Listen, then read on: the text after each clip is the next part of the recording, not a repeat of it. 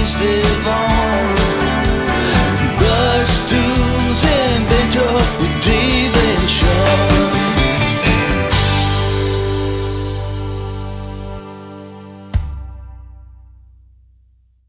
You know, the coolest thing you said, Harrison, before the break was about, and this is how I heard what you said anyhow, maybe I'm wrong. You haven't lost your identity. You gained an advocate, an experienced mentor to help you through this recording process, but you didn't lose the altruistic, the whole concept of what you want the band to be. And that's probably, it happens too often. Either in our day, we would have been intimidated beyond belief. If you had a record label that was interested, we would have done whatever they said and maybe lost a little bit of the true flavor of who we were. But your generation buys in. Like you're a millennial. You're a millennial. You know what you want, you know what you deserve, and you know how to get it. And that to me is a real cool part, that you're combining that with the fun rock, and I love that genre. I can't wait to experience that some more. So the fun rock genre. So good on you, brother, that to be able to do that stuff and do it the way you guys wanted to, with somebody who buys in. That's awesome. Yeah, I think that'd be my biggest advice to anyone in a band, is that everyone from the label to our management to Crystal Algae, are all people that believe in the same vision. Mm-hmm. So any kind of, there's always going to be minor disagreements about, well, maybe we should do this show, or maybe you should do this thing or that thing or XYZ. But as long as everyone is committed to kind of what you've laid out and what you believe you can do, then things are going to be much smoother. And so that's really important to kind of know, like, what do you want, and to not be afraid to tell people no, because that goes against whatever your principles are, whatever you want to do. Yeah. So, question I have. So one of our favorites, that was one of our fast favorites, Jamie Roberts, who she contacted us, and there was an email. Would you guys be interested in interviewing Tim Ripper Owens? Oh, let me get back to you. And we did it. How did you get connected with Jamie? Because every time I talk to her, she's always throwing really, there's different things that come at us. She had one artist that Marnock, that we talked to. We talked to Tim. She's got another one that we're looking at. She pitched you to us. How did you connect with her? Well, Jamie worked at a record label when we first signed, which is now like 2 years ago we signed. So that's how we met her. And then, we loved what she did for us when she was working there. And so we kept her around. For the win. Smart business. Yeah, smart business. So, well, here's my question. What's next? What's next for Tempt? So obviously we've mentioned it a few times, but preparing the release of the actual record and the singles that'll be coming. And then the next thing really is kind of figuring out what's going on with the whole touring situation. Because I'm sure you guys know, it's like all these big tours that are out, it's like out for 2 weeks, roadie gets COVID, band member gets COVID, off for a week, has to cancel shows, then we're going to try to go back out. A bunch of people have been canceling shows recently. So we're kind of still, unfortunately, in that holding pattern of kind of seeing where things settle. We're going to start playing more shows kind of locally in the New York area. Like I said, we have a show on October 13th at Mercury Lounge in New York City. But, hopefully as things kind of die down, we have this European tour that's happening in the summer, and we're really focused on getting on some great tours, in the next coming months, especially around the release of the record. And hopefully, fingers crossed, there won't be this kind of teetering on the edge that's going on still. Well, and it's funny you mentioned, because I'm a huge Kiss fan, and they had a couple shows that had to be canceled, and Tesla had some shows that had to be canceled. You're right. It's kind of a stop-start mentality. I'll be perfectly honest with you. When I started seeing some of the crowds at some of those festivals, I was blown away. And then, you see the hockey playoffs, and I was watching football on Sunday. There were like every 10th person had a mask on. For us up here, we're, you guys are, the land of the free and the home of the brave, and we kind of think we are sometimes, but our rules are actually pretty stringent, especially where we live.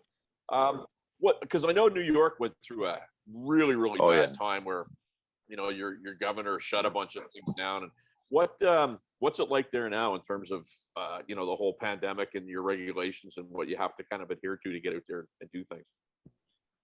Well, it's definitely much better. I mean, things are completely open. I think it depends. I think it's case by case on the vax mandates, or actually might be vaccine mandates for all indoors. So our show will have to have proof of vaccination, but it's hard to tell. I mean, if this is something that's going to last, you know, indefinitely, or if eventually when cases get to a certain number, like, you know, a couple cases a day, if those mandates will go away or not. Right. Everything still seems like it's in flux in the US, because, you know, people are trying different things, different states are trying different things, and, you know, some state could do the same thing as another state and they could both have completely different outcomes, even though they had the same exact regulation. So right. Hopefully what I've been hearing is that, you know, our government is saying that they're not expecting a big resurgence in the winter and stuff. So hopefully everyone's been doing the right thing and things are going well, that we'll finally be rid of this. But yes, things are open and for vaccines and indoor stuff in clubs. So that's why we're playing a show, and we're going to try to start playing locally, and in the touring stuff we're working on now. So anyone that is curious about that, just go to our social media. Like I said, it's all Temp Band for everything: Facebook, Instagram, TikTok, YouTube. We'll have all the info and dates and stuff up on there. So TEMPT band.com. Do you have your own, what is the website too? Yeah, or yep. Tempband.com, and then, like I said, all socials. If you just look up Tempt or Temp Band, you will find it. And did you notice we didn't ask the cheesy question? How did you come up with the name Tempt for your band? I think I was asked that on the last interview I did. You know, it's funny because Zach and I, when we met before Nick and Chris, and we met a long time ago now. We met in about 2012, and we kind of hit it off and did a bunch of writing, but didn't seriously pursue the band until a few years ago. And we had come up with that name very early on. And honestly, I can barely even remember why we came up with it, but all I know is I like it and I think it's a good band name. You know, it's funny because when Jamie sent it to me, I was like, wow, that's my first thought was, why didn't I think of that when I came up with all kinds of cheesy band names? And it you know, even when in the subject line, when it was just, you know, the normal letters, it looked cool. I'm like, that's, you know, it's a neat thing. And it didn't scream any particular genre to me, which is kind of cool too. Yeah, I like it. I haven't thought about changing it yet, so we'll see how long it lasts. Well, brother, I like the whole genre. I'll tell you funny. I'll tell you. Well, I'm going to tell you a funny story, because Gene Simmons used to have Simmons Records back in the day. And you talk about band names. There was a band that he signed. They were called Gypsy Rose. They were out of Niagara Falls, Canada. And I always thought, pretty cool band name, Gypsy Rose, you know, whatever. That was kind of like the Guns N' Roses days. Anyway, Gene signs them. We're renaming the band. We're going to call it Wet Engine. And I'm going, okay, he's got more money than me. He must be smarter. But that's what he called the band. And they were like, no, Gene, we're not going to go on your label. We want to be Gypsy Rose. And they kept the name and put an album out. But I don't know. It's just band names I think are very important. You gotta spend some time, and it's a, you know, even now, branding is so important with everything that you do. Yeah, it's funny how every single successful band tends to have a good band name. Well, you know what? It's such a very good call. It's true. Like, cheesy names just don't stick around forever. It's like if you have that's a very good call. You know, like Iron Maiden. When I first heard Iron Maiden, it's like, oh my God, I don't even know what they sound like, but I just want to hear that band. You know, it just sounds too cool to be true, right? I sometimes struggle with that because I'm not. It's like kind of like chicken or the egg type thing. It's like, did the band? Is it all the big bands had good band names, or do we think they're good band names because they became big bands? Well, it's hard to tell. Like if Iron Maiden was like your local bar band, would you think it was a lame name if they?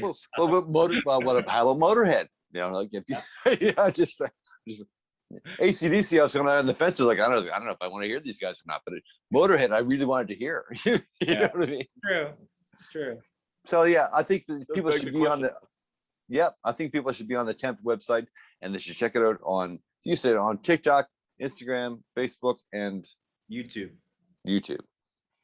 So we're respectful of your time for sure, Harrison. We really appreciate you coming to us live in Halifax, all the way from Manhattan and New York City. What do you think is the chances? Like, so you're talking about a European tour. Have you done many other North American tours, or where have you played? Oh, we've played all over. We haven't actually really done a like an extended tour, but we've played out in LA. We actually, which was fun because we played Madison Square Garden with Bon Jovi. We opened for him one night, and they That's a actually, big gig. yeah, it was pretty awesome. And they actually invited us to do the Bon Jovi cruise the following year. So we got to do one of those fun cruises. You know, we played all around the tri-state area, but we're very excited to, you know, get on a tour, get out and see like a lot of our fans that haven't been able to come to New York City or LA or some of these other bigger places that we played. And finally get to see us play. We have a lot of European fans too, so we're really excited for that as well.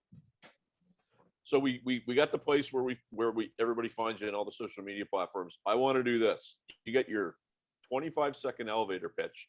People that are watching us, some of them have heard of you, some of them haven't. You get 20 seconds to tell our viewers what you guys are all about. You go right now. Oh God. Let's just hit the bullet points from the interview. If you like fun rock, if you like awesome musicianships, if you like a good sounding album made by one of the best mixing engineers and producers to ever grace the face of rock music, check us out. We also happen to have a great live show, and as was pointed out before, we kind of wear cool clothes as well, so it's a whole package. I love it. Very well done, my friend. Very well done. That's a good call. Okay, that was amazing. Fifth floor, everyone knows. Yeah, that's awesome. All right, really quickly. Go ahead. I was just going to say, I'm glad we did this. I'm glad we found. I know we had a couple little hiccups here to get her done, but I'm going to look forward to. Man, I hope you guys get up here. I think it'd be really cool to see you guys up this way.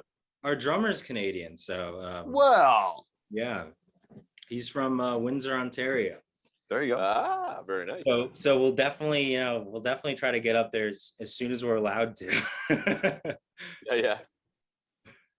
Brother Harrison, it's been such a pleasure meeting you here tonight and talking with the Temp band.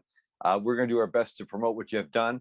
I'll take a look at some of the promotional stuff that you said to Sean. We'll certainly promote it there. Yeah, it'd be so awesome. It's all about the live music. And Sean and I have been doing this for almost 2 years now, I guess a year and a half, that we really wanted to get live music back. And people need to see these shows. And it's one thing to watch a YouTube video. It's one thing to buy the merch. It's one thing to watch, a live streaming. But to be in that front row with your hands in the air, horns up, whatever the case may be, whatever you're into, like, I think Tempt is going to be the band that you're going to want to see.